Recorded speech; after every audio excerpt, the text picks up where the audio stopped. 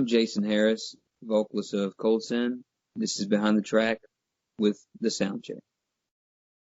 Your debut EP was released, and I know that in a previous interview we discussed, like this whole EP talks about very personal and emotional experiences for you guys. Numb Sick is one of the tracks that covers one of those intense, memories or emotions for you. And, you and I have talked a little bit about how the story of Numb Sick came to be and how it pretty much started at a young age for you. So let's rewind together and talk about how this, emotion of Numb Sick happened at such a young age for you. I think a lot of people can relate. When I was younger, I'm not saying I had the worst childhood because that would be a lie. But I did have a bumpy childhood, and I never really truly had a home. I was always back and forth between parents or grandparents. So, going through certain experiences for the very first time can be very draining on a young teenager, because your experiences all in your head, you're just like, oh my God, like this is it. This is my rest of my life's going to feel this way. So you don't know that the pain that you're feeling is going to be temporary. So at a young age, I didn't really have that comfort, anyone really to go to besides my grandmother, aka Mona. But around that time when that was happening, she wasn't really around at that moment because, she had stuff that she was doing, and I was living with my father at the time, and I had just went through my first long-term relationship, I guess first love, if you will. And, some things just end up happening where our families didn't agree. It was kind of like a Romeo and Juliet scenario where our families just didn't agree with us seeing each other, saying, we were basically too young. So I had to basically cope with that myself and let it go. And it was really rough because that was like a 2-year relationship. When you're like 14 years old, you're turning 15, this is the first person you love. You got this connection to, you grow up alone and there's only one person that you talk to, but that person's not there. So you end up making something with someone, aka your first love. So it becomes even more special. They want to, try to be ripped away from you. And, the whole concept of that was just extremely painful for me. Just cause, when I love, anybody that loves, for the first time is always extremely strong. So I had to deal with that, and plus some personal things. I wasn't happy with myself. I hated myself. I didn't like the way I looked. I didn't like the way I felt. I didn't like my living situation, living in a broken home, where my parents are still trying to figure out their own life, but, also having issues between us, from like father and son or mother and son. It was always a very rocky road because I never stayed in one place. So really Numb Sick is just about me getting at my lowest of my low mentally and attempting to kill myself. And basically, Numb Sick's basically overcoming that and getting out of that hole that you were in, which we'll get more to the rest of the story. Right, absolutely. Yeah, it seems like it really does cover this really dark, traumatic past for you. Was it hard or troublesome for you to pour out these emotions or lyrics onto paper? It came natural, but it was hard for me to really be honest about it because it's not something I'm proud of, at a young age, basically the story for the meaning for Numb Sick, attempting to kill myself, taking pills, cutting to the point to where I end up collapsing upstairs, which, like I said, I'll explain that entire story, but basically getting to the point to where my family finds me unconscious, and then I wake up in the hospital with my family staring at me in disgust. I'm just not proud of the fact that I was willing to get that low, but I had nobody to talk to. I was facing these emotions by myself, and I just felt like my life was going to be like this for the rest of my life, and I wasn't proud of it, but I felt like maybe it needed to be said because there's kids out there today that are coming up, they're going through a lot of stuff, broken homes, don't have anyone there for them, except for their friends when they're able to see their friends. Because when you're at a young age, you're very limited to certain things because the world's a dangerous place. You know What I'm saying? Parents have got to look after you. And if you don't even have anyone to go to and you're stuck there by yourself, you're literally going to drive yourself mad because you don't know how to handle it. By me, putting this out, hopefully someone listening, a younger person or a young teenager or even like a young adult, just to kind of be like, look, man, like, I know it sucks now, but the pain you're feeling is temporary and things will get better. Don't give up. Don't take your own life.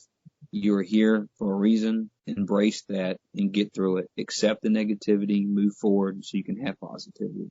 Absolutely. we discussed how it was for you to record, the vocals to some of the other tracks off this EP, like Mona, and how you actually had to ask Riley to leave the room so that you could fully give the full experience and emotion and power behind the track. Was it the same way for Numb Sick, or what was that recording experience for you like? Numb Sick, recording wise, it was kind of like making peace with the subject, because I had thought about it for so long.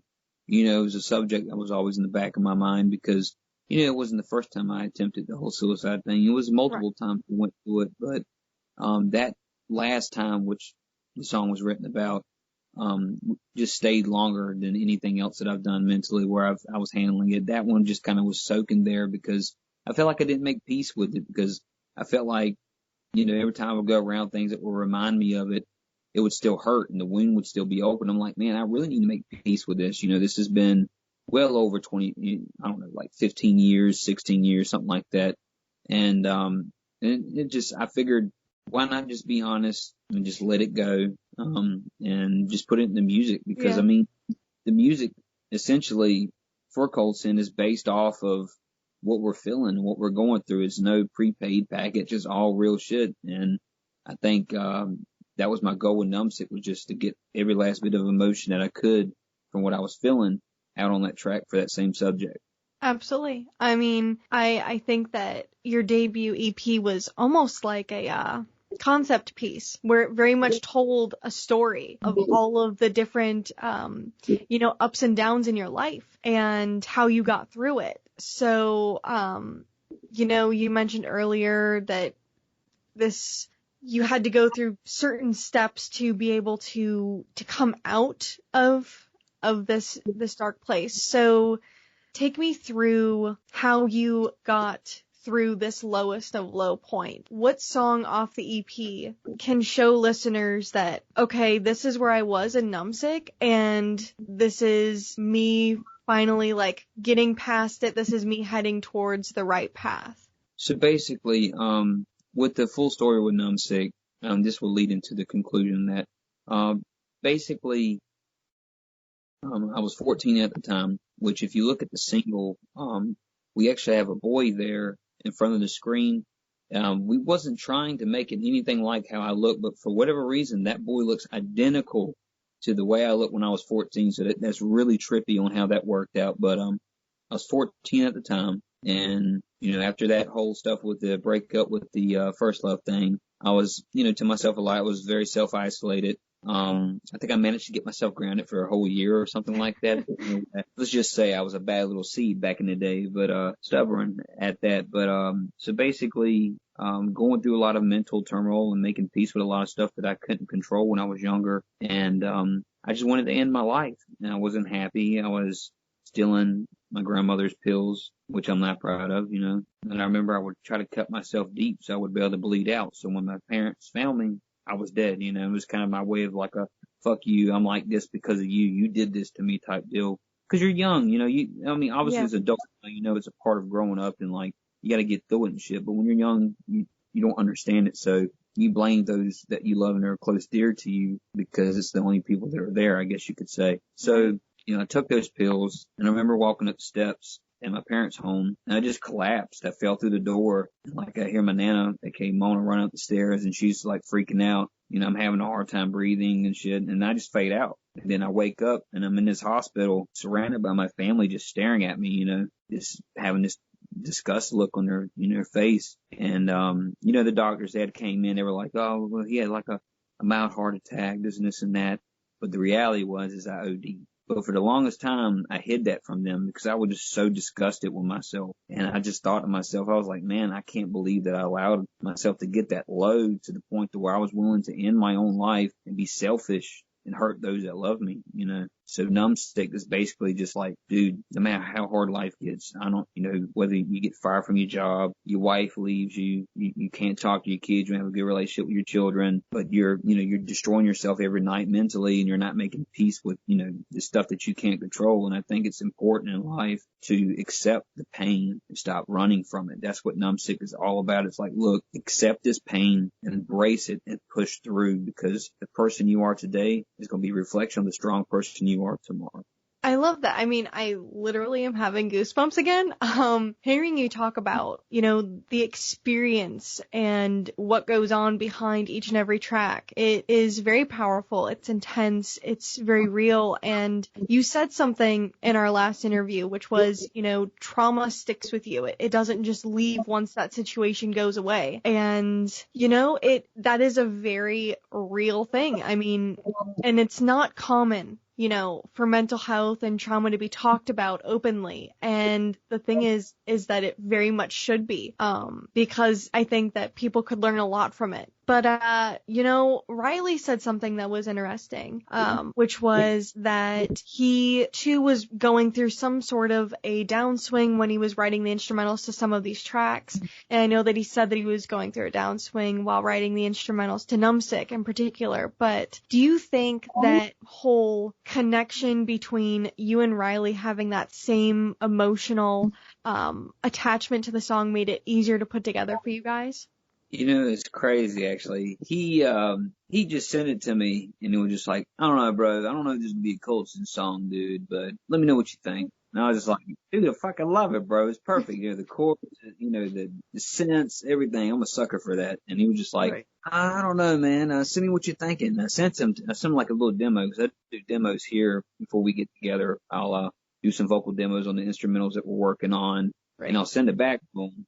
And he listened to the chorus. He was like, all right, bro, I'm coming over next week and recording this shit. I was like, let's go. And then, that song on the EP, because I mean, to be honest with you, we had 12 tracks. We just didn't, we want to split it up. We want to keep right. things fresh. It's very a mix of things. You got some extreme heavy shit that's going to be on the second one, and you got some soft stuff that we save for both albums, So yeah. It's weird how it works. It's like he reads my mind. It kind of freaks me out sometimes, to be honest with you, because I've known Riley years. I mean, I met Riley originally, I want to say 2017.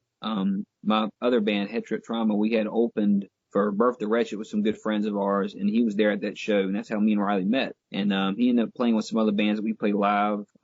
We played together, and we just kind of built something, and he actually posted that Letting Go thing, and we hit it off from there. And every time we play a song, every time he sends me something, I'm instantly writing. So I don't think I could pick a better partner in crime than Mr. Riley. That's awesome. I love it. I mean, it really does seem like you guys truly do work together, and it seems like you guys have enough similarities and, similar enough personal past situations to be able to collaborate and work together to produce something that is powerful, emotional, and absolutely the sickest heavy metal album. I swear to you, it's awesome. I am so happy that you guys are working together. That means a lot, honestly. I'll be real. I didn't know how people were going to react to it. I still don't know how people feel, but, it's important at the end of the day to know that when you write music, yes, look after your fans that have supported you, but do it for the right reasons. Do it for yourself. Right. Don't do it for the money. You start doing it for the money, then everyone's going to see that shit. You know what I mean? So. Oh, absolutely. If you keep it true to your fans and you keep it true to yourself, you can never go wrong. Absolutely. I could not agree more. And, at the end of the day, you have to be proud with whatever you put out. Making music, it is not easy. And I love talking to people who aren't musicians because I get the same comment, which is, oh, it's so easy to scream, or, oh, it's so easy to just, strum along on a guitar. Well, it's not that simple. It takes a lot of training. It takes a lot of practice. And musicians usually spend numerous hours doing this. It's not something that is really considered a hobby. It's a full-time job, it's something very special to them. So at the end of the day, be proud of what you're doing because you are making something that is important and special to you, and that should matter, But to close this out, not you guys, but you mentioned earlier, some of the things that you want people to hear from this track. What are you hoping fans hear while listening to Numb Sick? What do you want the call to action to be for them? Just basically don't give up. If you think about killing yourself or taking your own life, I'd really, really, really want you to go and talk to someone you love, whether it be a close friend, a family member. Don't sit there and allow the emotion to build up to the point where you mentally are going to break, because then you're not giving you a chance to save yourself. At the end of the day, You are responsible for your own mental health and well-being. So treat yourself good, love yourself, you feeling down, you feeling like, fuck life, man, I'm tired of this shit. It's the same old bullshit. There's always something, I get it, man. I get it a shit ton. Believe me, I can't tell you how many holes I've dug myself out of, but at the end of the day, don't give up and talk to somebody. The views, thoughts, and opinions expressed by the interview subject belong solely to themselves and not necessarily the SoundChick or its sponsors. We thank you for tuning in and look forward to seeing you on the next broadcast. If you're interested in reading up more of my interviews or music reviews that I do, follow me on my social media on Twitter or Instagram at RealSoundChick. This is a great place to see all of my updates, so definitely check it out there. In the meantime, rock on, my dudes.